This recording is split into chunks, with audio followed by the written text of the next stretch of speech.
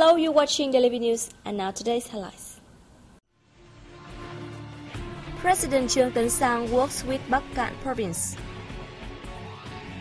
National Assembly Standing Committee's 20th session concludes in Hanoi. Seafood output to hit 7 million tons in 2020.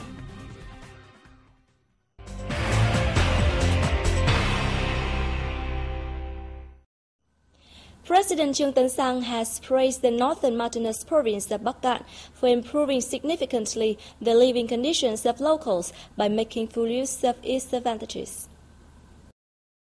Working with key leaders of Bắc Cạn province on August 20th, the president, however, said more investments should be poured into the development of resources, especially human resources, to serve both short-term and long-term requirements. The president suggested that Bắc Cạn pay more attention to farming and breeding, making itself a goods production hub, while recording breakthroughs by closely combining agriculture with processing industry. According to the secretary of the Provincial Party Committee, Hà Văn Khoác, from one of the poorest provinces in the country without any transport infrastructure, the province has recently reached an annual growth rate of 10%. In 2012, its industrial production was 15 times that of 1997, he noted, adding that 90% of locals can now access the National Power Service. Making a fact-finding tour to a high-quality rice paddy in Quân Bình Commune, Bạch Thông district, the president spoke highly of the efforts made by Bắc Cạn farmers in agroforestry development, paving the way for the program to build new-style rural areas. During his stay, President Sang also visited the largest wood processing factory in Bắc Cạn, Sahabak, which is expected to employ 3,600 local workers when it finishes the second phase of its expansion. The National Assembly Standing Committee's 20th session concluded in Hanoi on August 21st after a week-long sitting. During the session, lawmakers voiced their opinions on the draft amendments to the 1992 Constitution, 7 draft laws, an ordinance on mobile police, and decrees on casino and betting business, on horse, dog racing, and international football. Minister of Justice Hà Hùng Cường and Minister of Natural Resources and Environment Nguyễn Minh Quang also underwent questions and answer sessions.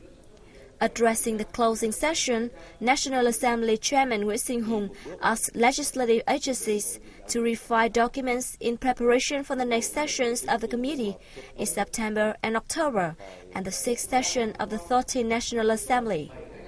He also called for thorough preparations for the conference of full-time National Assembly deputies slated for early October.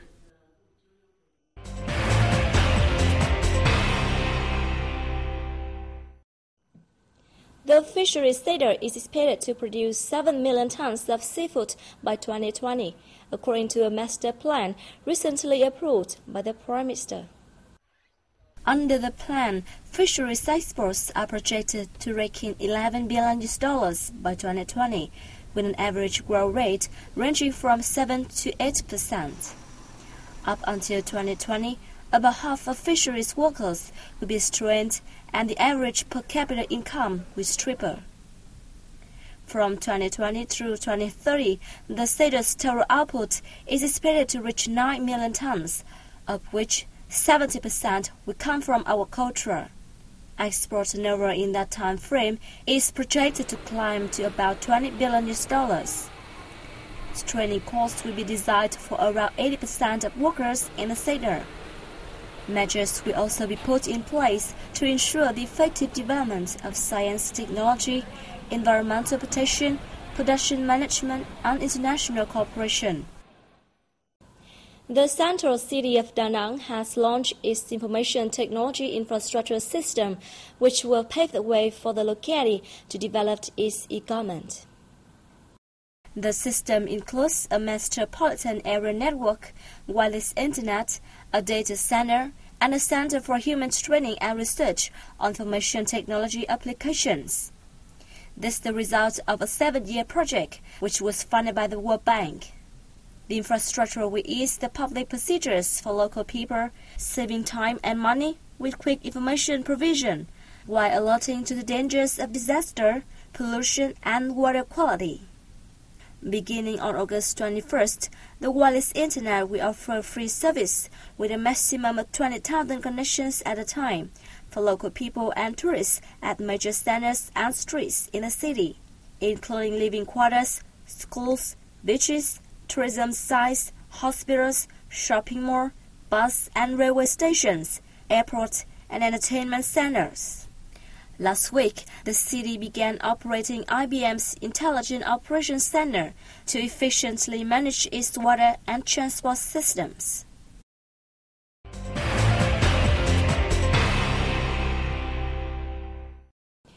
The Buddhist festival of Vu Lan, which falls on the 7th full moon of the lunar calendar, has been exceedingly popular in Vietnam for many years. This is when people express their gratitude and love towards their mothers. These days, the holiday has gone beyond the religious meaning and has become something like a Vietnamese version of Mother's Day.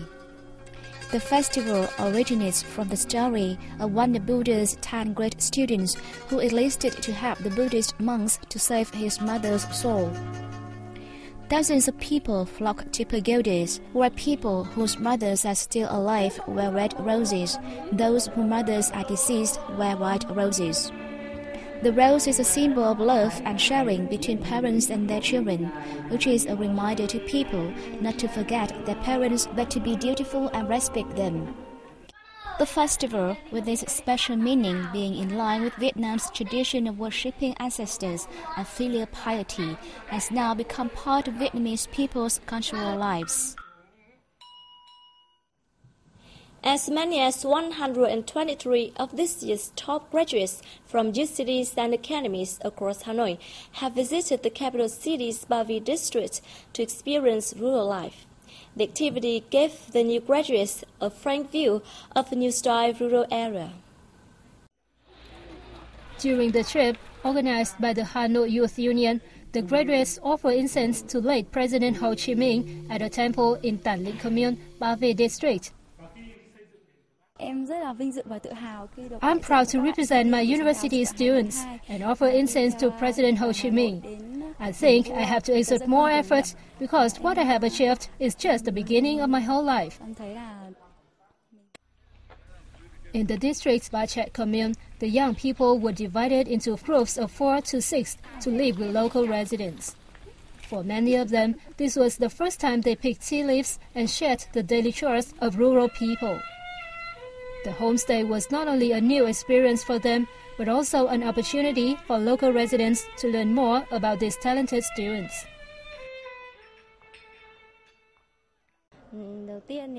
Through this trip, I have learned a lot of things from other students.